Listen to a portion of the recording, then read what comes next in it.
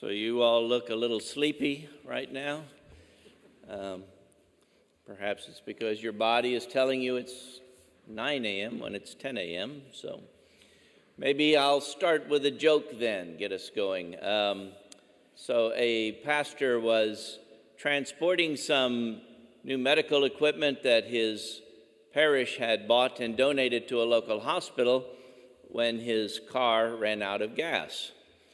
Fortunately for him, there was a gas station a short distance away, so he could walk it, but he realized he didn't have a container for the gasoline. So looking in the back, he found a bedpan and walked to the gas station and filled the bedpan with gas. So he was pouring the gas from his bedpan into the car when a parishioner drove by, rolled down the window and said, "Father, you sure have a lot more faith than I do." See, because he thought that, never mind.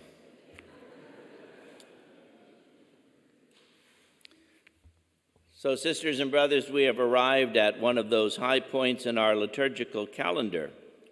Today, Luke's gospel takes us up on the mountain of the Transfiguration, along with Jesus, Moses, and Elijah, and Peter, and James, and John. Now, mountains had a very important symbolic meaning to God's people. Many important events in salvation history happened on mountains. And there is something very unique about mountains. Their perspective gives us the opportunity to see both where we have been and where we are going. The vantage point that a mountain offers is that ability. And so it can be true in our life as well, that there are certain peak moments. And from atop this mountain, we can look back at the moment of Christmas and Epiphany and the baptism of Jesus. And it was then that we heard the words, "This is my beloved Son, in whom I am well pleased."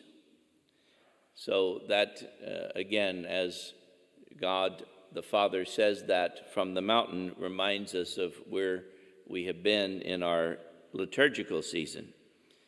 From atop the mountain today, though, we can also see in the other direction, toward Jerusalem and Mount Calvary, where another voice will say, "Truly this was the Son of God."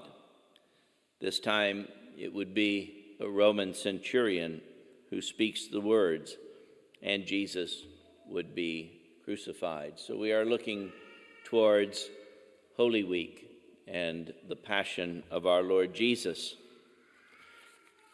Today, we can, however, also see for a moment beyond even that mountain to the resurrection. So today's mountain is something of a midpoint in the journey we take each year with our Lord Jesus Christ. Now, there must have been, or there was, plenty of conversation on the Mount of the Transfiguration. But only Luke tells us what Jesus, Moses, and Elijah were talking about. This comes just after the verses in which Jesus tells his disciples that he must suffer and die on the cross. Now, in Luke's summary, however, he uses these words. He speaks that they were speaking of the Exodus which Jesus was to complete at Jerusalem. In reality, then, they're speaking about the work which Moses had never quite finished. Moses had been to the top of the mountain as well. He had worked hard, struggling with Pharaoh to set God's people free. He had put up with the murmuring and the grumbling of God's people in the wilderness, and he even had been struggling with God in some of his lack of faith. And for this reason, he comes to the top of the mountain from which he can see the promised land off in the distance. But he was able to go no further, his lack of faith being his downfall. There God took him, and it is difficult to imagine his disappointment.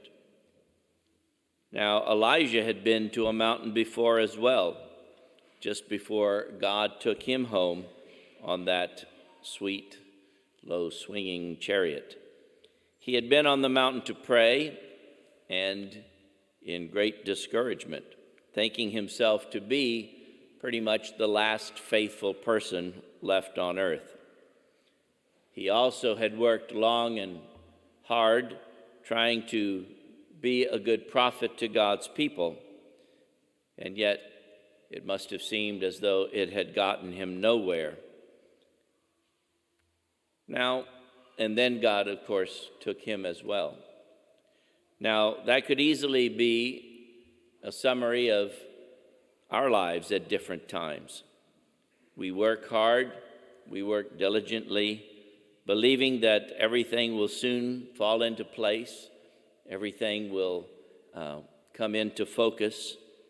The struggle will finally be over, we think, when I finish school, when I get a job, when I get married, when I recover from this divorce, when my children are all grown up, when the loans are paid off, tomorrow, the next year, 5 years from now. And sometimes we do make it to the mountain.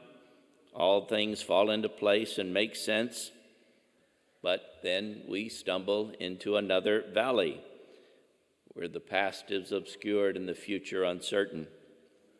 Somehow we never seem to finish, and then God takes us. So it's easy enough for us to sympathize with Moses and Elijah in their disappointment. However, Luke invites us to think of ourselves, along with Moses and Elijah, as runners in a race. It's a long and difficult race, but one we do not run alone. And it's a relay race, one in which we hand off the baton to someone else, to the next generation, or what have you. Today we see Moses and Elijah making that last handoff, as it were. They pass the baton to Jesus for the last lap, the anchor stretch. And it would still be a difficult lap, with the finish line just outside Jerusalem, at a place called Golgotha, the place of the skull. There would be no cheering crowds waiting for Jesus then at the finish, only taunts and jeers and voices that would say, "If you are the Son of God, come down from there." We too are on the last lap with Jesus in this season of Lent. And we hear the voices too, voices telling us, "Oh, you're all wrong about that. You've lost touch with things. I'm sorry, there's nothing more we can do for you." But we hear also the voice which spoke to Jesus, which is with words that were pronounced at our baptism.